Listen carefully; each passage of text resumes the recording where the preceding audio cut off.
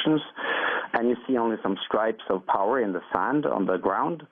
And these actually are the examples that the power dissipates very quickly, maybe within 5 or 10 meters of the explosion, so that you will not have this kind of collateral damage, as it's called. But in Gaza, again, so densely populated that these dime weapons will have a devastating effect. Also, they are by some classified as nuclear weapons.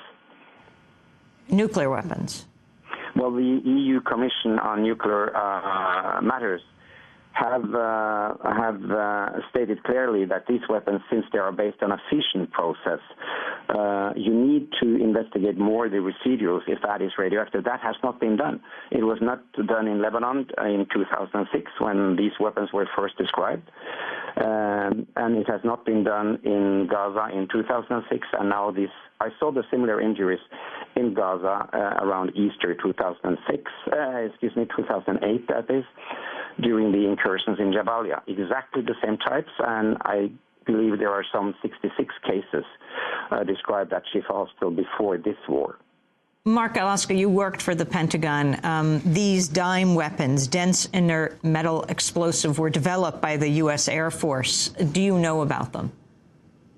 Well, only what we've read about. I left the Pentagon long before these were developed. These weapons were developed in 2006, so they're extraordinarily new. I've been on a number of battlefields, and one of the problems is that from what we've read in literature, when the dime explodes, you're looking at no residual pieces, and so it becomes very problematic to go in on an investigation looking for forensic evidence when it in effect, eats itself up in the explosion. And you have to remember, these weapons, interestingly, were developed to save civilians, to minimize civilian casualties, so that if the weapon explodes and kills anyone within the blast radius of, let's say, 10 to 20 meters, it immediately drops off in power, and so no one dies outside that area, whereas a standard bomb today, when it explodes, you have many hundreds of meters of blast and fragmentation damage. So if it is in fact being used, which we have no proof that it is, and civilians are dying, it's most interesting, sadly, that it was originally developed to, in fact, spare civilians from harm. Marc Garlasco of Human Rights Watch, if dime isn't yet licensed, technically still under development, would the U.S. have to give permission to Israel to use it? Well, the U.S. has very strict requirements as far as when a weapon finally gets through its process of acceptance, where it gets both a legal and medical review, as well as effectiveness review. It remains to be seen how Israel has acquired the technology, whether they purchased weapons from the United States under some agreement, or if they've in fact licensed or developed their own type of munition. To be honest with you, we have to remember one thing. At this point, there are a lot of rumors, and nothing has yet been substantiated. Only until we're able to get on the ground and do the work that Israel is stopping us from doing will we really know what's going on in Gaza. Explain that further. We're talking to you on the border. Why aren't you in Gaza right now, Marc Garlasco? Well, Israel refuses to allow the international media and human rights monitors entry into Gaza. And I have worked in Gaza numerous times, and this is the first time that we've been denied access. We do have one individual who is our Palestinian worker who's in Gaza right now. His father was killed by the Israelis earlier this week. His house was destroyed yesterday in an airstrike. And his wife is giving birth today, so he's got a lot going on in his life. Our thoughts are with him and all the other Palestinian civilians there, with the Israelis who are coming under fire from the Hamas rockets. And hopefully we will see this end very soon, and we will be able to get in on the ground and do our investigations. And finally, Dr. Mads Gilbert, you've just come back from Gaza. You worked in the hospital. We were talking about white phosphorus. We were talking about dime. But the condition in the hospitals right now?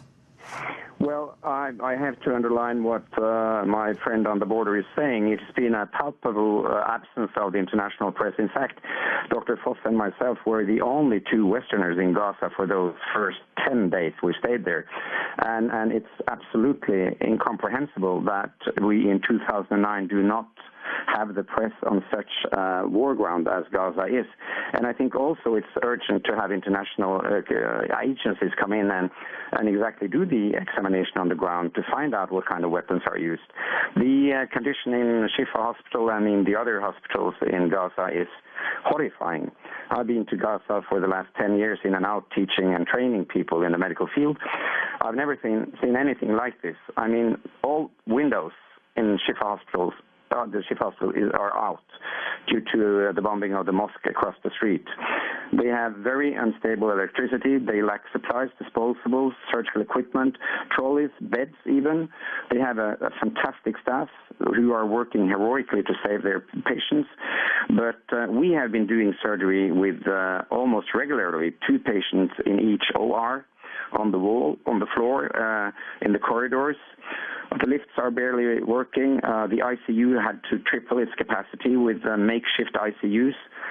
It is really, truly a scene from Dante's Inferno. It is these loads of patients coming in. We had 120, 130 patients coming a day, children, women, and I would say approximately 90%, I repeat, 90% of the killed and injured that we have seen are civilians. Up till yesterday, 971 people have been killed. Of them, 1 of 3 is a child below 18.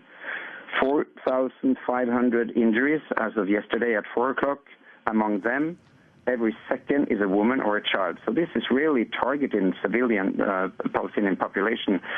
And we had a large number of pediatric cases with head injuries, with complicated fractures. Dr. Mads Gilbert, we're going to have to leave it there. I thank you for being with us. The Norwegian doctor just back from Gaza, Marc Garlasco, still on the Gaza border. Israel won't let him into Gaza with Human Rights Watch. Human Rights Watch has called for Israel to stop using white phosphorus in military operations. That does it for our show. DemocracyNow.org is our website. I'm Amy Goodman. Thanks for joining us.